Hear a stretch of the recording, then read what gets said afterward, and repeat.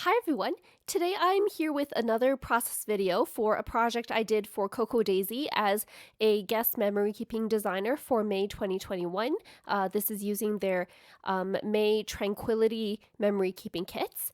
And I'm doing something a bit special today. I'm going to be working on this hexagon explosion box. So I've seen a lot of people do kind of square explosion boxes, and for some reason plants remind me of hexagons, maybe because of those fancy hexagon floating shelves that people have as home decor pieces to hold their plants.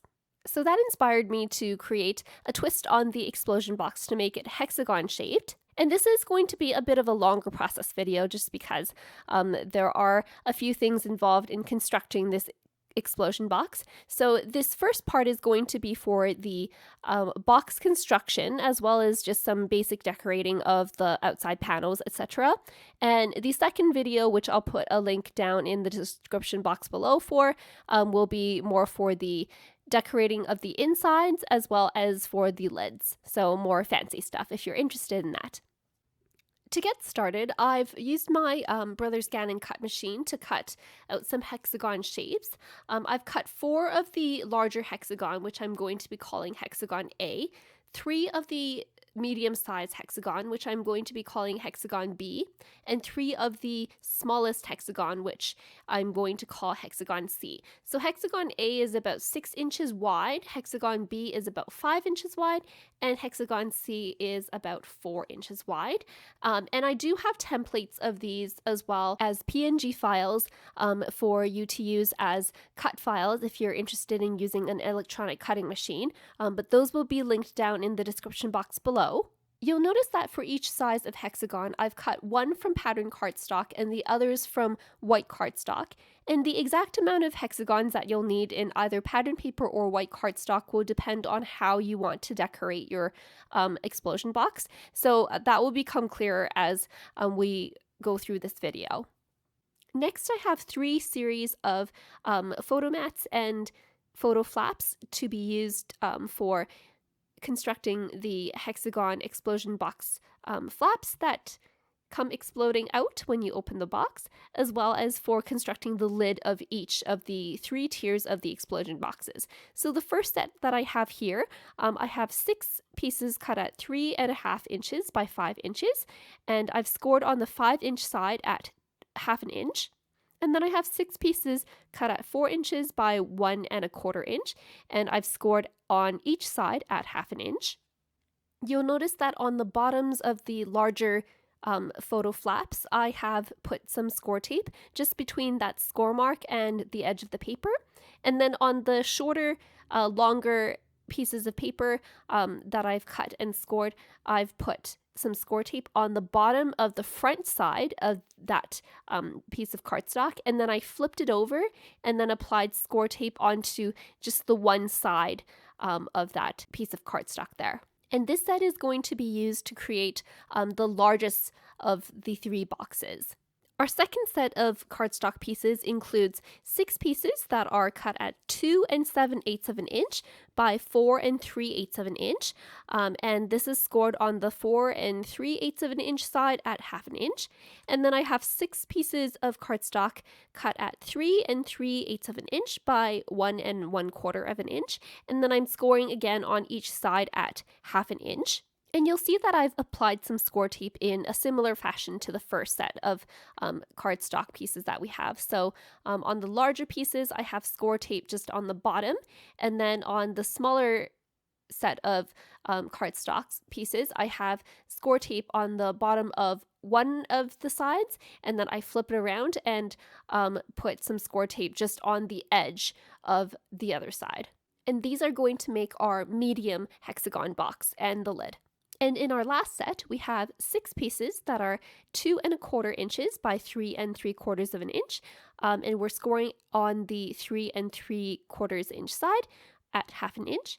And we have 6 pieces that are 2 3/4 inch by 1 1/4 inches, and score on each side at 1/2 inch. And again, applying score tape in a similar way to the other 2 sets of photo flaps. So score tape on the bottom of the larger photo flap, and then on the smaller photo flap, apply some score tape on the bottom edge of the front of that flap, and then on the one of the edges on the back side of that photo flap. So we're going to be starting with our Hexagon A pieces and building the largest hexagon first. So right now I'm working on my base as well as the 6 panels that are going to be exploding out of this hexagon base here. So with this hexagon, I decided that I wanted my bottom to be white cardstock, and then I wanted the pattern paper to be showing when the box is opened. And that's why I'm going to be putting the pattern paper on top of the white cardstock hexagon piece. So I'm going to be taking my main panel piece here. This is the larger piece that measures 3.5 inches by 5 inches.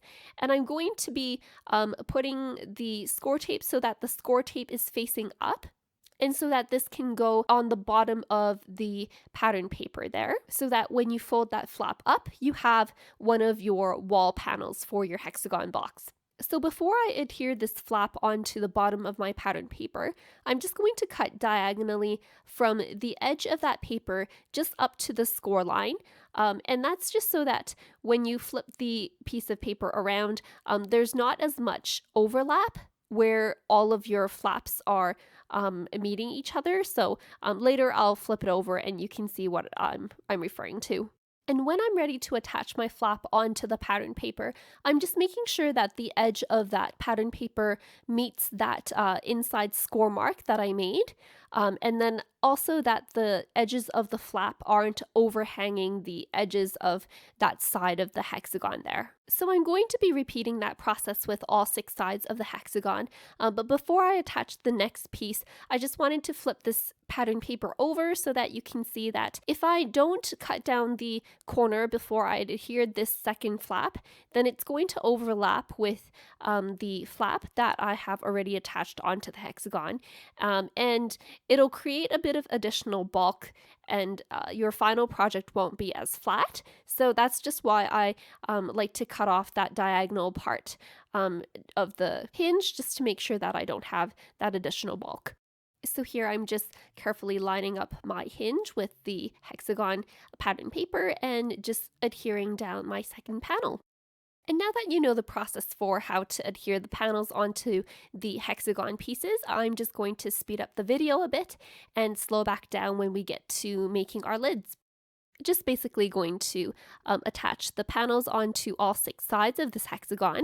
And once you're all done that, we're just going to flip the whole thing over, and this is where you're going to add the base of your explosion box. So I decided my explosion box because the bottom, no one ever sees the bottom, so I just decided to make this out of some white cardstock.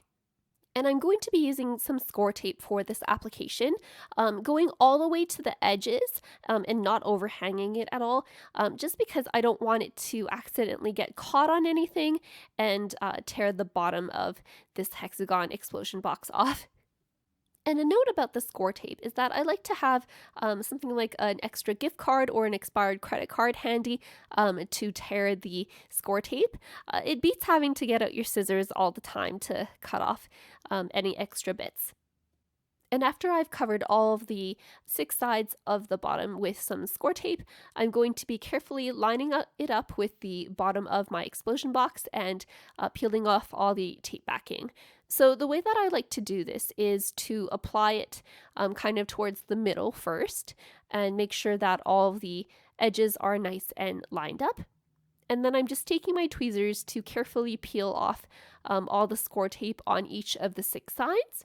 And then that way I can make sure that everything is nice and lined up and nothing shifts as I'm trying to place this piece down to my project. So next we're going to be working on the lid of our large hexagon box. And for this, I decided that I wanted the inside of the box to be plain, and then the top of the box is going to have some decoration, but it's going to be an additional pattern paper layer that's going to be on top of the box. So that's why I have 2 pieces of white cardstock that I cut my hexagons out of. And here I'm going to be cutting off diagonally on some of these flaps here.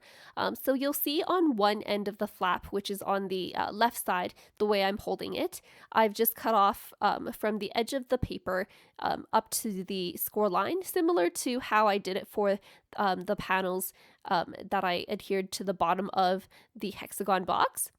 And then on the other side, this is the side with the score tape on that scored edge. I've cut diagonally across the score line. So, you know where the two score lines intersect? I've just cut diagonally across there.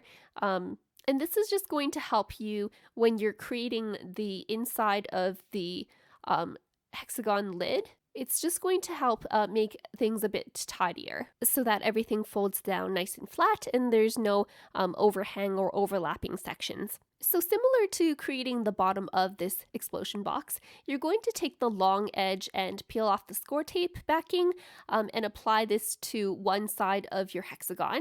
But this time you'll notice that you have an additional little flap that's going to be overhanging on the right side of that portion there. And this little tab is what's going to be used to attach this piece to the next piece that's going to go on the other side of the hexagon so that your lid doesn't explode out when you take it off the box.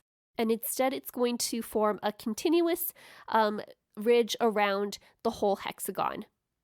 So you'll see here that I'm taking that second piece and cutting it in the same way as that first piece. And again, I'm going to peel off the score tape backing on that long side and attach it onto that hexagon piece that I have, making sure that everything is lined up, and then leaving that overhanging tab on the right side. So I'm just going to speed things up a bit while I attach the rest of the sides to this hexagon. And you'll see that when I come back, I have what almost resembles a lid coming together here. But before we attach all of these lid pieces to each other to form a continuous ridge around the hexagon, I'm going to be attaching my top of this lid here with the final hexagon piece that I have. And that's just because it's a bit easier to attach right now that the piece is flat rather than try to attach it when it actually becomes a lid. So similar to the bottom of this explosion box, I'm just going to take that large hexagon piece and line it with some score tape all the way around all the edges. And then I'm going to line it up on the top of this lid here and make sure that everything is nice and lined up, and peel off my score tape backing and adhere this down. Now that that's done, we're going to put together the final touches to our lid. So what I'm doing is peeling off the score tape backing on that tiny tab there. And then as I'm bending these hinges forward so that they form the ridges of the lid, I'm just going to attach that little tab to the next side of that hexagon lid. So you'll see that there's just a small amount that's attached there, but it is enough to hold the lid into place, especially if you use a strong tape like the score tape. And if you get any overhanging pieces that are overhanging that top of the edge of the lid there, you can just take some scissors and trim along that edge to make sure everything is nice and flat. And I'll be doing that later on in this video, I think, just to help tidy things up a bit. So you can see that even though the process of putting this explosion box together is a bit time consuming, it really isn't all that complicated if you understand the initial steps. And hopefully with this initial part of the video done, we can speed things up in the second and third explosion boxes that we're going to make. And if you ever feel like you need to come back and just kind of slow things down a bit, you're welcome to do that. And feel free to ask me any questions as well in the process while you're making these boxes. So there we have our functional lid, and as mentioned before, I'm just going around the edges and where there's a bit of overhang on the tab, I'm just using my scissors to trim off the edge a tiny bit. Make sure you don't cut deep into the edge of that lid just because you don't want it to look uneven in any spots. And you'll notice as well that when I put the lid on this hexagon box initially, the panels look a bit droopy, and that's just because I think this is like 65-pound cardstock that Cocoa Daisy uses. So it's not like the heaviest weight cardstock, and so with the weight of the lid, it does kind of bow out a bit, but this will be completely remedied when you put pattern papers on and your photos on those flaps. So don't worry about that if that's what happens to you when you put the lid on. So with the first box out of the way, we're moving on to our second hexagon box that nests inside that first box there. And this is using Hexagon B pieces, as well as the panels that are 2¼ inch by 3¾ of an inch, and then the corresponding lid panels that go with that as well. And the assembly of this box is exactly the same as the first box for the base of that hexagon box as well as the lid, with the exception of the fact that this one won't have a base. So this one will actually be glued into the outer box, the bigger box around it, so you won't need an additional white cardstock base to go below this, and I'll be showing you that later on in this video once I slow things back down. I'll just say as well that even though the prep time to cut all the pieces of paper out, it took me about like an hour and a half, and this whole process of putting the box together took me about 2 hours. Like, I was able to do other things like watch YouTube videos and participate in lives while I was doing this. Like, it's once you get the hang of it, it's pretty easy to put together, and you don't really have to think about it very much. So here you'll see that I have my 2 hexagons complete now. So this second hexagon, I have the lid as well as the base of the hexagon. And I decided that the best way to adhere this second hexagon into the first hexagon is to hold it closed with the lid on so that it's not kind of flapping all over the place when I'm trying to adhere it down. But before you put the lid on, just make sure that you put score tape on the bottom of the hexagon piece first. And again, you just want to make sure that you get score tape all the way to the edge of where that hexagon ends. And that way you don't have any risk of this potentially lifting off your project after you're done with it. So you'll see that after I put my adhesive on the bottom of the hexagon there, I'm just putting it back into the lid to hold everything shut.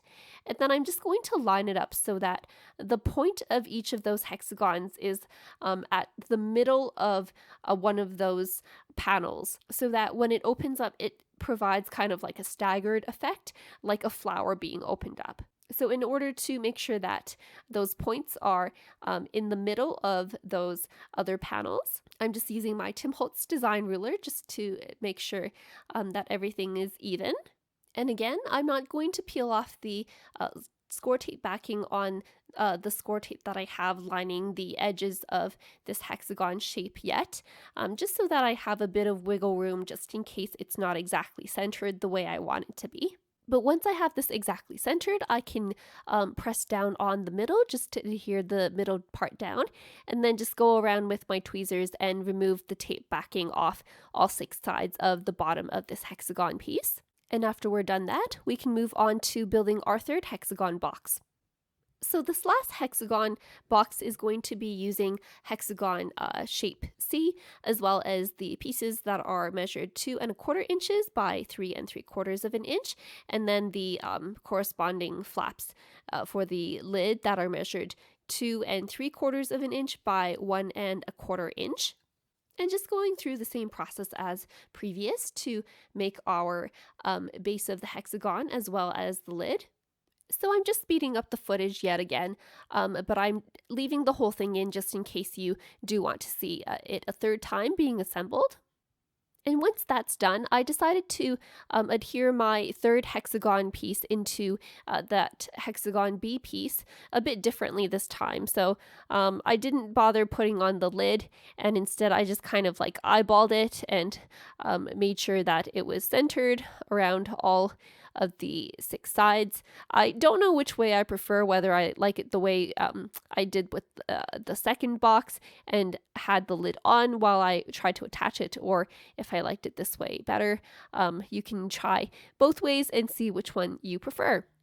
But here we have the base of our box all assembled, and next we're going to start just by decorating the panels of the outsides of the boxes. So I started off by trying to adhere down the insides of the box flaps with some washi tape. That pretty much did nothing because the washi tape is, I think, a bit too not sticky enough to hold down those flaps. But you can try using washi tape or some other low tack tape if you like. Otherwise, just when you flip it over, you can put something heavy on it just to keep it shut. I'm just using some striped paper for the outside of this box, and these measure 3 1/4 inches by 4 1/4 inches, just because I do want there to be about 1/8 of an inch border of white cardstock all the way around the pattern paper. You could, of course, cut your panels from the beginning out of some patterned cardstock instead of cutting them from white cardstock if you don't want that layered look. But I think the layered look just looks a bit more polished, in my opinion, so that's what I went with. And it does make your project a bit sturdier as well if you can layer up some patterned paper and include some photos in there. So you'll see that after I've adhered all of my panels on with some score tape, I'm just using this burnishing tool just to press everything down and make sure everything is nice and stuck together before moving on to the inside layer of my project. For the panels on this next layer, I'm just cutting pieces of pattern paper down. I'm using this green grid paper here, and the measurements are 2 5/8 of an inch by 3 5/8 of an inch. And again, just adhering them down with some score tape, and then using my burnishing tool to kind of burnish them down afterwards and make sure everything is nice and stuck down. And for this last layer here, I'm just using this Moroccan tile watercolor type pattern paper, and the measurements for this section here measures 2 inches by 3 inches. I did really like that one piece of pattern paper that came in the Traveler's Notebook memory keeping kit with the coral and the green plaid, but unfortunately it just didn't have quite enough to cover all 6 panels of my hexagon, so I decided to go with this Moroccan pattern instead. So here's what we have so far for my hexagon explosion box. I'm going to stop the video for now and finish decorating the insides of all of the panels as well as the lids for the panels in the next video. In the meantime, if you have any questions about how to assemble this hexagon explosion box, just leave a comment down below and make sure to subscribe for more notifications for when my next video gets uploaded. Thanks so much for watching.